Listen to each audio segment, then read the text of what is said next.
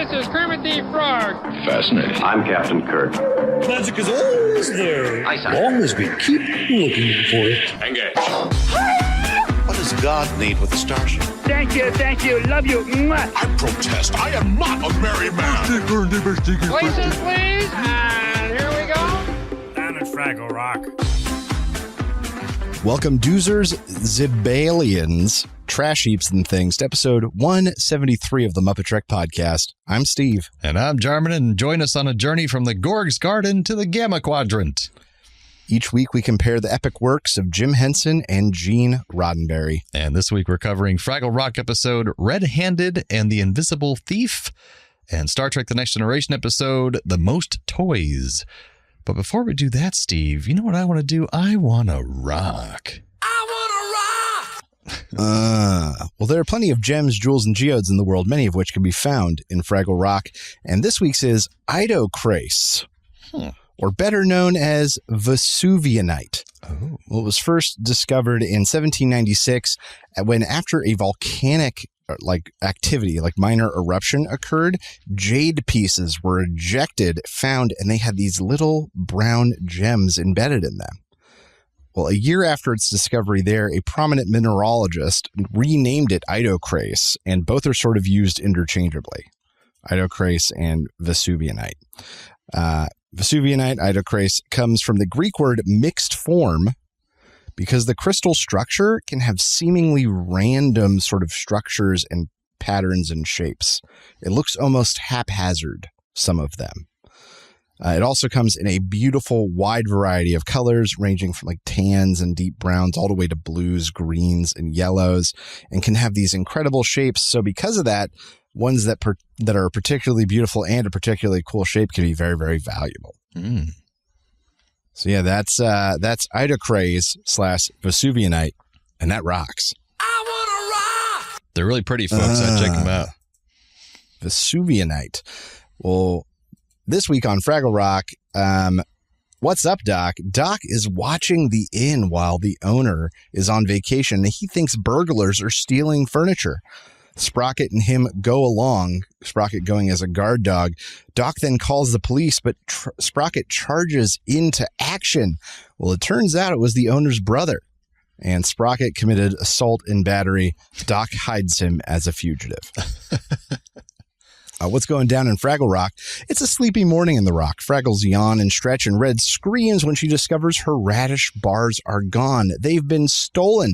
She accuses literally all of Fraggle Rock. She accuses Boober and Wembley, but they're working on a magic soap bar that makes soap appear in water. Moki tries to comfort Red. They sing the song Sweet, Sweet Little Treat about how even in the worst situations, a sweet treat can make everything better.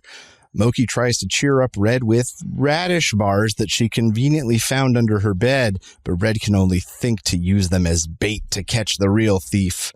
She pretends to sleep, announcing the radish bar's location very obviously. She falls asleep, and a hand steals the bar just off camera. Red wakes up, sort of lightly accuses Moki, who's outraged, and storms off.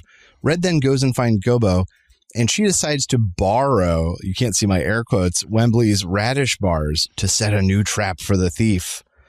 Gobo, meanwhile, disguises himself as a rock and passes his time by reading Uncle Traveling Matt's postcard.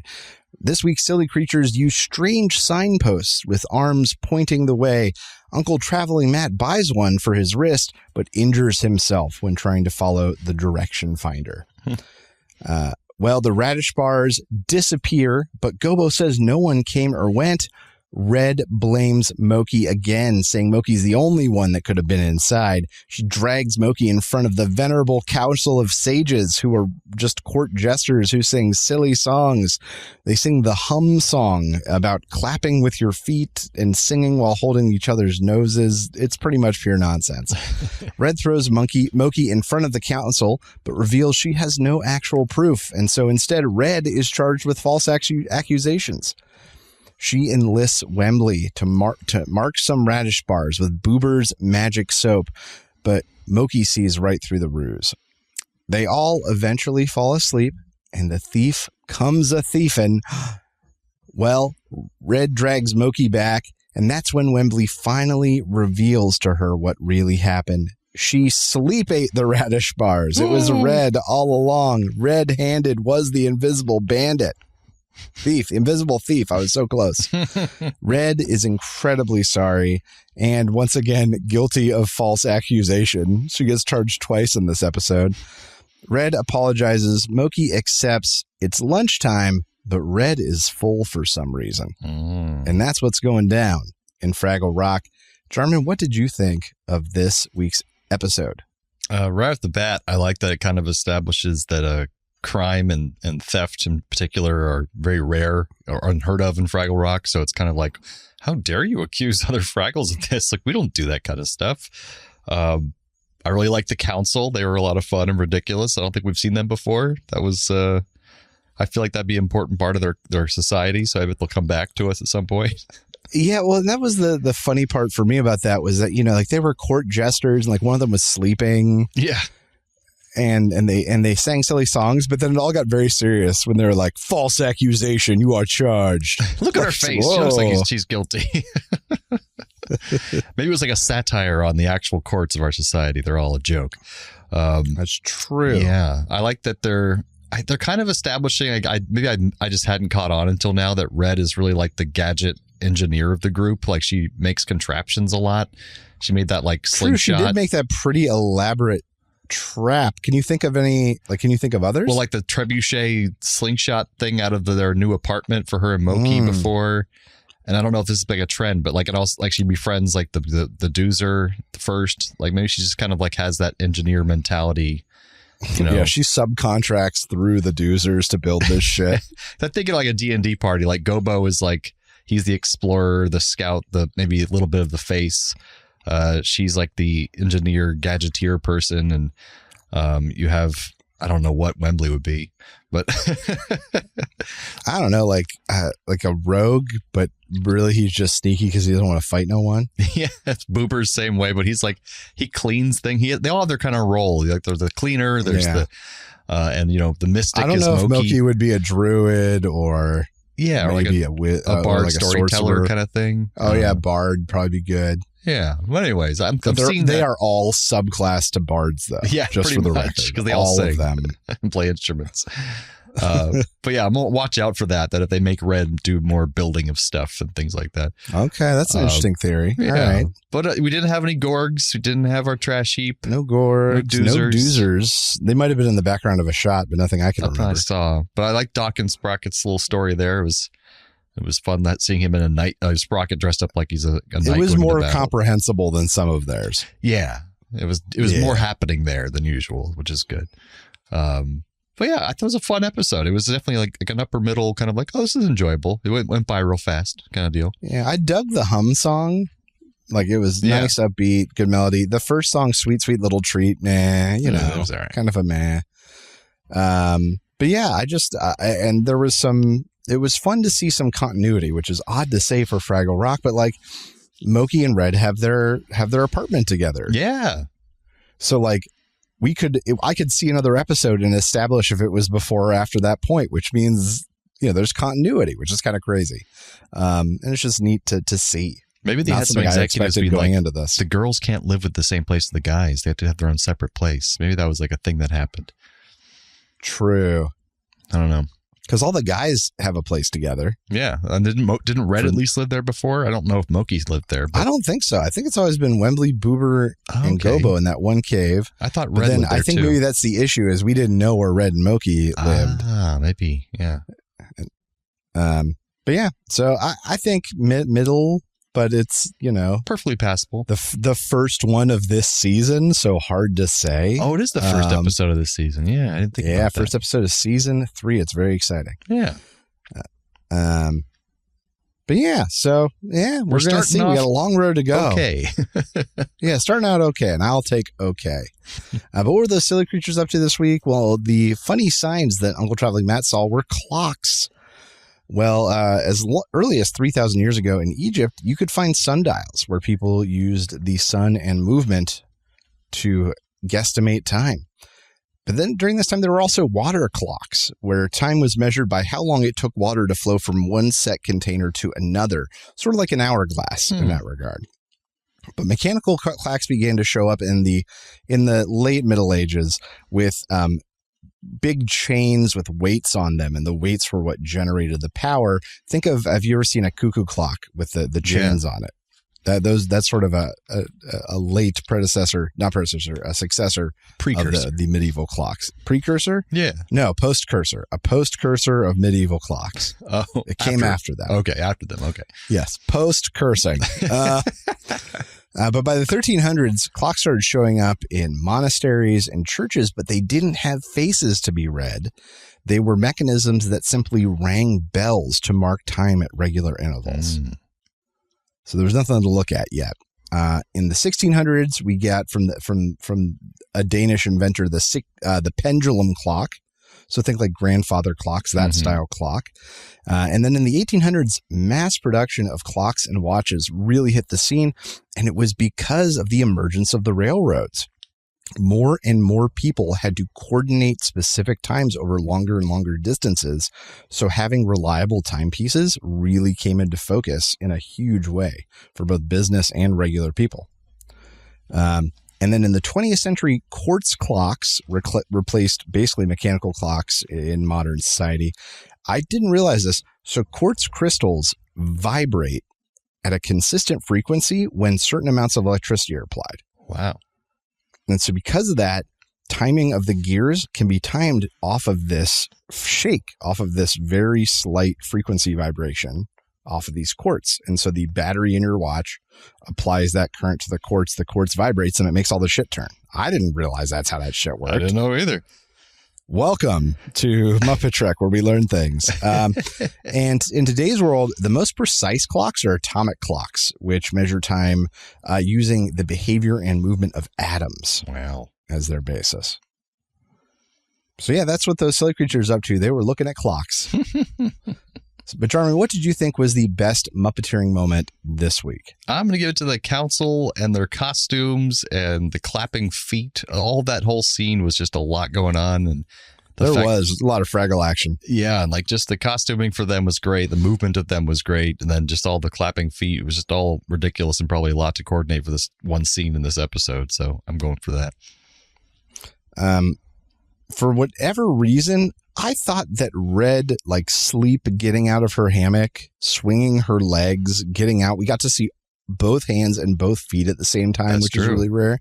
The movement was good. It just looked good for like, a 6-second bit. Simple, I thought but it was difficult very to well accomplish. done and very well delivered. Especially since really the crux of the episode rested on this moment because they had to show that she was sleep eating. True. Yeah, I like it. Yeah. So, Jordan, what happened on this week's episode of Star Trek, The Next Generation? Oh, we got a good one called The Most Toys. So the Enterprise is making supply runs to pick up a rare chemical called hytridium from a trader called Kivas Fajo, who operates out of a ship called the Jovis. They need to treat the hytridium to treat a contaminated water supply on a nearby colony, and this is the only thing that can treat it. And on Data's final shuttle trip back from the Jovis, transporting the hytridium, his shuttle explodes mysteriously. And the crew watches on as they think Data has died in this explosion. So they try to figure out what happened, but it seems completely inexplicable. So Fajo gets on the view screen and sends his regrets and even gives them all his sensor data to try to figure out what happened. But the Enterprise is on a time crunch. They can't stick around and figure it out because they have to go treat the contaminated water. That whole colony will die, so they have to go. But we find out that Data isn't actually dead. Kivas Fajo actually kidnapped him and staged the explosion as a cover so that the Enterprise wouldn't come back looking for him. So Data wakes up in a locked room stuffed full of rare and priceless objects. Fajo comes in and explains the situation is that he collects rare things, and Data is the rarest thing in the galaxy as a sentient android. And now Data is part of his collection. And he'd like him to sit in a very specific chair in the display room and entertain Fajo and his guests whenever Fajo feels like it. Of course, Data refuses, and he won't wear the outfit that Fajo wants him to wear either. And he won't sit in the chair, and he won't entertain Fajo's guests. Data tries to open the door then to leave, but it won't budge. And he then goes to subdue Fajo, but Fajo seems to have a personal force field that knocks Data back and could even damage his positronic brain if he keeps trying to do that. So Data can't physically just take him out. Later, when a guest arrives that Fajo wants to entertain with Data, Data just stands there like a mannequin, which infuriates Fajo. And once the guest leaves, Fajo threatens to kill his own assistant, Varia, I think he pronounced it, who Data had already met previously. And unless Data does what he says, he'll shoot Varia with this very rare banned pistol that's a disruptor that will torture you from the inside before you die. So Data begrudgingly cooperates and sits in his assigned chair. Back on the Enterprise, though, Geordi can't let it go that Data just died inexplicably. So he finally discovers this one detail, that Data never transmitted a departure confirmation from the Jovis on his final run with the shuttle, which he would never do. He always follows protocol. For any other crew member, that'd be forgettable, but for Data, it's impossible. His android brain just doesn't miss these procedural steps, so it means something went wrong before the shuttle even launched. Also, he and Wesley quietly go through Data's quarters, packing up his belongings in this really nice scene where they go through his stuff, and it's really sentimental, and it's a good scene for the two of them. Meanwhile, at the colony, where they're treating the water, Crusher, Worf, and Riker discover that the water contamination was artificial, like someone deliberately poisoned it with a compound that only Hytridium could neutralize, which they finally put together that Fajo must have manufactured the entire emergency from scratch just to create a reason for their multiple shuttle trips between the Enterprise and his ship, and we'll give him a chance to get Data.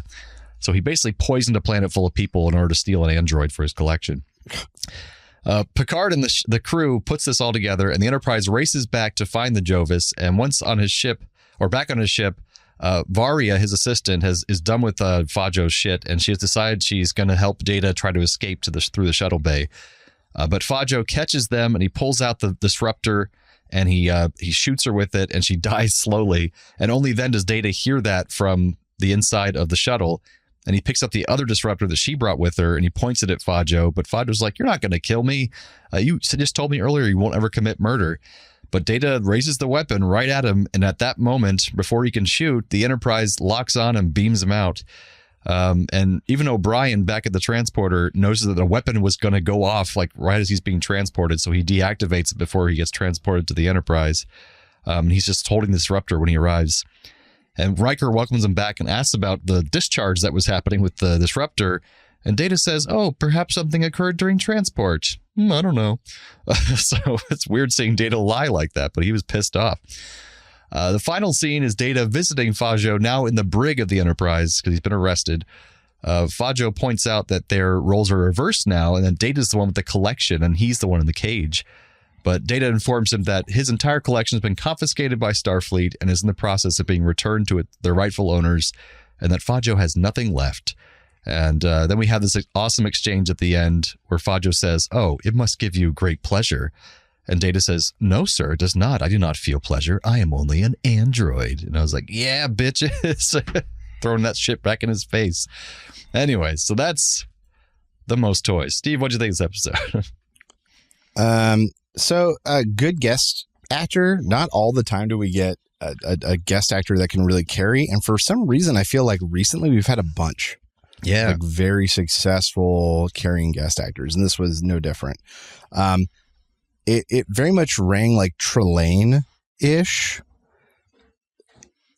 And it was because like he was just a normal guy. He was just a trader, very wealthy, but he kind of had magic powers. He had this force field thing and a door that no android could hack or all get technology. open.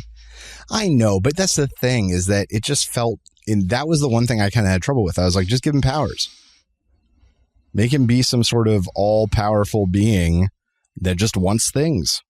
Like that could just, but to make him a normal guy with a bunch of toys or like, I get it, but yeah, felt dumb.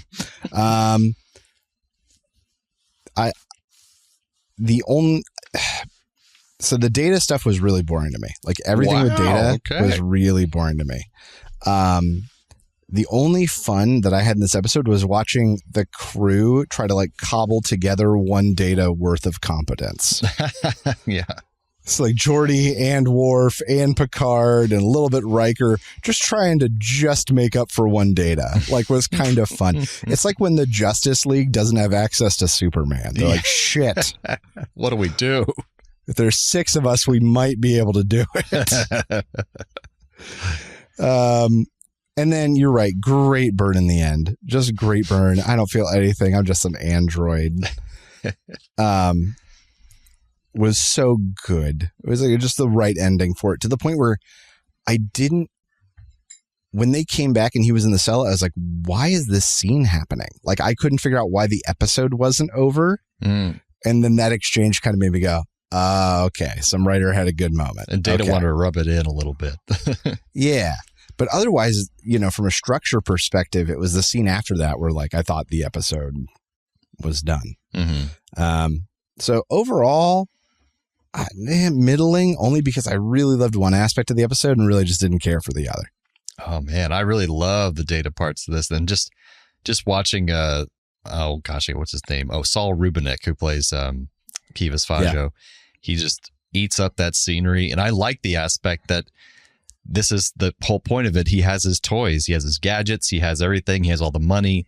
That's how he protects himself. That's how he pulls off these scams and manipulates people, and he has power over them because it's his money, and that's all it is. It's kind of like Harry Mudd. Like, Harry Mudd pulls off all these schemes, and he's just a human guy. He doesn't have any powers, but he's just got his brain, and he's got his lies, and that's all he's got going for him. So you take his toys away, and he's just kind of useless. He's stuck in a cage. And also, just watching this for some reason, seeing really sad Data sitting on the chair, I was like, this reminds me of Follow That Bird. I could see it. I was like, I'm a blue Data. Thanks for asking. That's just felt with it. A simple hello, how are you? Like, someone say Mr. Data. And Picard, once they think Data's dead, he's on the bridge and he accidentally calls Mr. Worf Mr. Data, and everyone's like, oh, that was a good moment. Mr. Data. But yeah, Saul Rubinek, I love from Warehouse 13. He was on in the 2000s or 2010s. I can't remember what decade that was. Great show. A lot of Star Trek actors guested on that show, and its companion show, Eureka, was in the same universe, and a lot of Star Trek people all over those things. Yeah, I really like this episode. I think I like any episode that focuses on Data in general.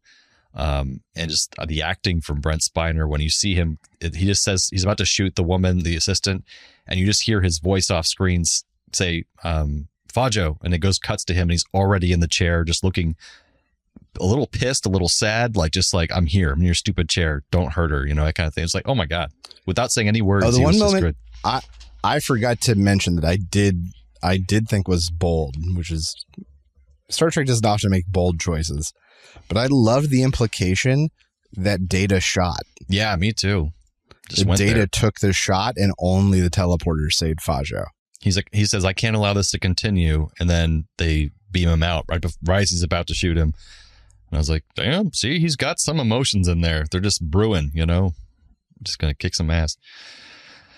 But yeah, and the whole cast is affected by his death. I like seeing that, all their kind of reactions to it. It just seemed realistic. They were actually taking time with that and sitting with it, as a crew would, as opposed to just kind of moving up right along, like a lot of the shows would do, I think we've seen old episodes of TOS where, like, they thought someone was dead, and they kind of just moved on. Like, what the hell? It's a main character. Like, you're not going to be more sad about that. Anyways. Well, we better get back to Starbase. It's taco night. Yeah, I got a green chick to bang. That's right. So, some facts for this episode. This episode features a shuttle pod named Pike, which was named after Christopher Pike, the first captain of the USS Enterprise.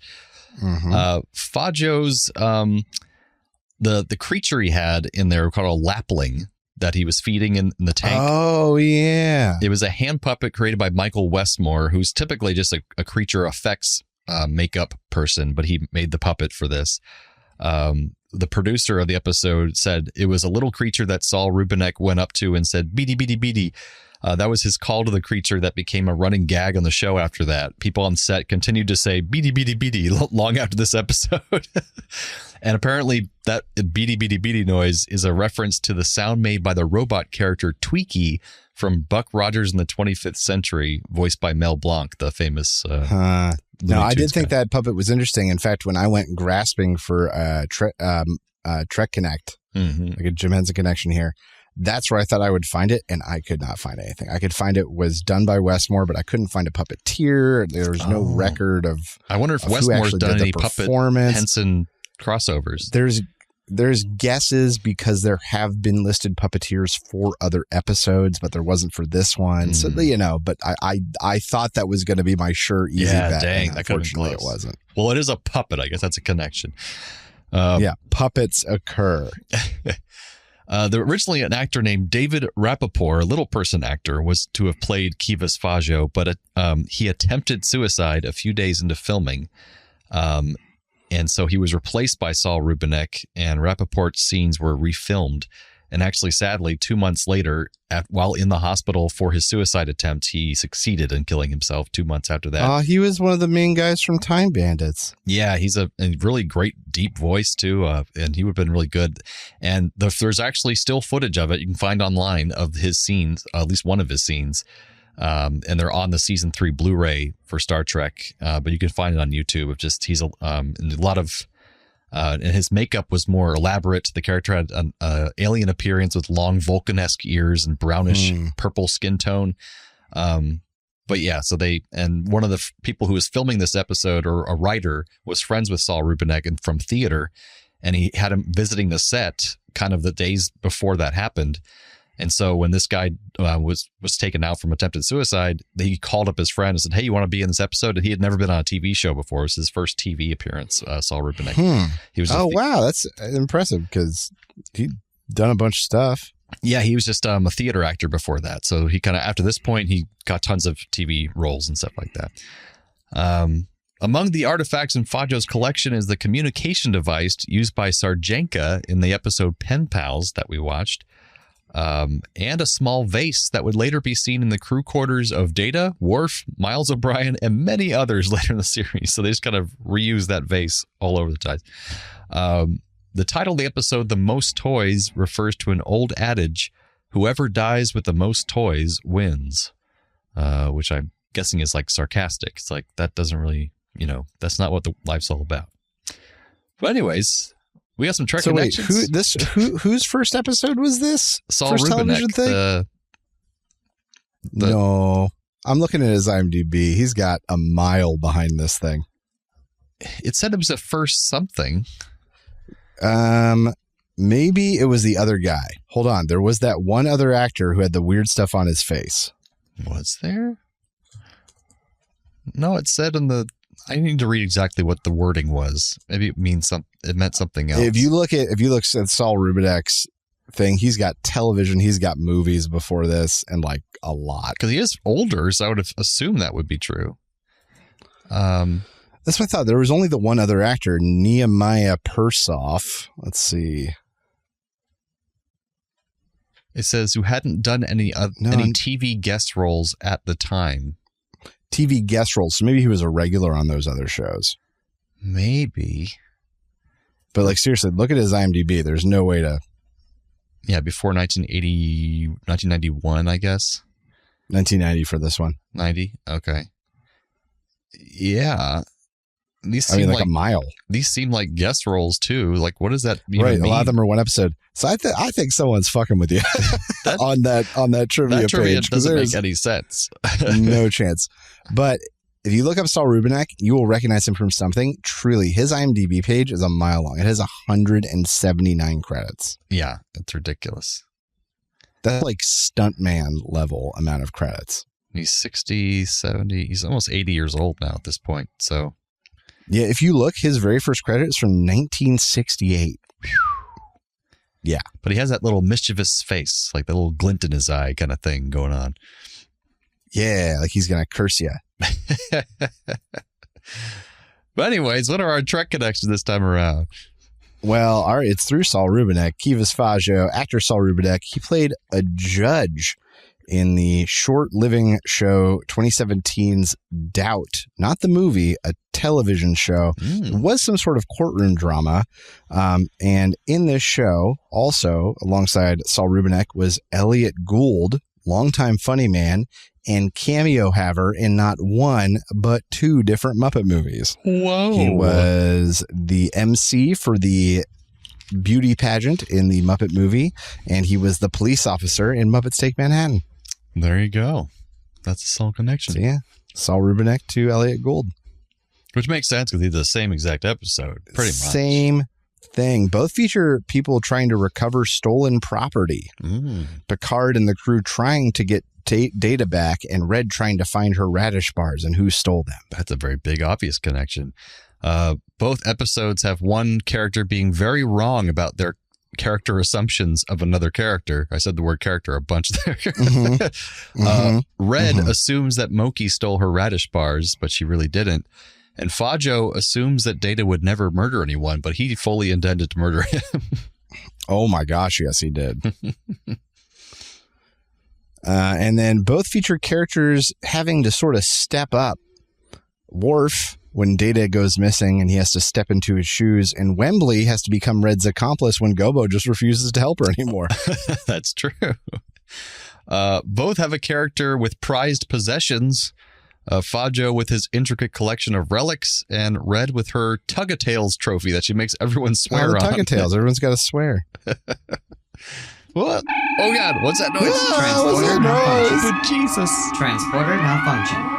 Well, I guess it's that time in the show where we take one character from one episode and switch them with the other, and vice versa. So what you got for us, Steve? Trek to Rock this week, I'm going to bring over Kivas Fajo and replace Moki, because it would be way funnier if he spends the entire episode pretending like he didn't take the bars, and he absolutely took the bars. And he could pull it off too, because he's such a good actor, and the character's a good actor. Like you see him like crying immediately when he's lying to Data about his dad. And I could see him like redirecting Red to blame other people repeatedly and talking her into it. And just laughing in the background. Yeah. I like that.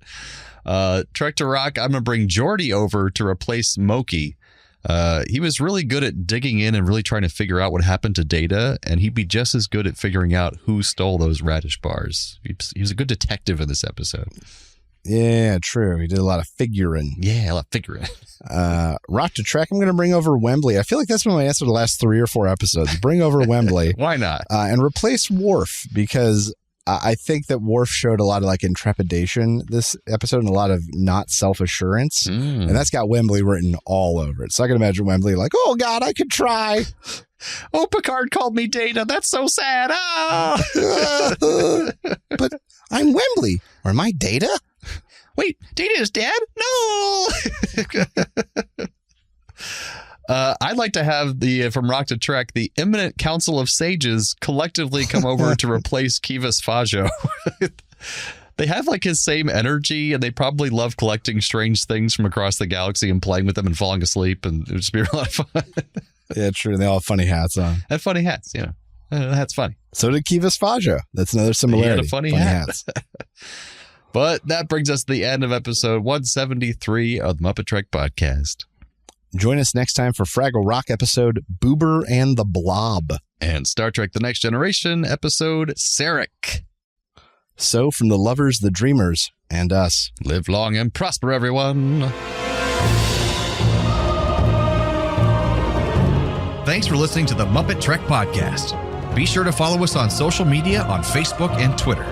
Subscribe to us on Apple Podcasts, YouTube, Spotify, or your favorite podcast platform. This podcast has been brought to you by A Play on Nerds.